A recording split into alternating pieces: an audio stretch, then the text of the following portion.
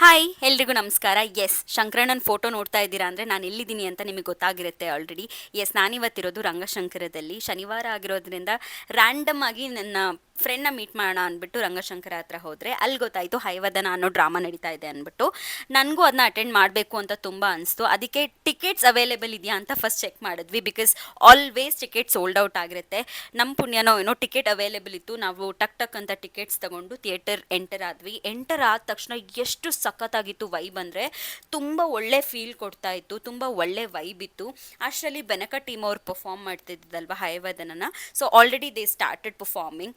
Nagabharana sir ಆಗಿರ್ಬೋದು, ಪನ್ನಗಾಭರಣ ಆಗಿರ್ಬೋದು, ವಾಸುಕಿ ವೈಭವ್, ಅನನ್ಯ ಭಟ್ ಇವರೆಲ್ಲರೂ ಸೇರಿ ಈ ಹಯವದನ ಅನ್ನೋ ಡ್ರಾಮಾನ ಪರ್ಫಾರ್ಮ್ ಮಾಡಿದ್ದಿತ್ತು. It was so funny. I cannot tell you, I cannot explain.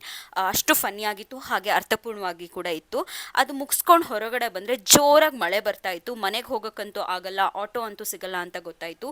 ರಂಗಶಂಕರಕ್ಕೆ ಬಂದರೆ ನನ್ನ ಫೇವ್ರೇಟ್ ಅಕ್ಕಿ ರೊಟ್ಟಿ. ಸೊ ಚೆನ್ನಾಗಿ ಅಕ್ಕಿ ರೊಟ್ಟಿ ತಿಂದ್ಬಿಟ್ಟು ಒಳ್ಳೆ ಕಾಫಿ ಕುಡಿದ್ಬಿಟ್ಟು ಅಷ್ಟರಲ್ಲಿ ಮಳೆ ಸ್ವಲ್ಪ ಕಮ್ಮಿ ಆಗಿತ್ತು.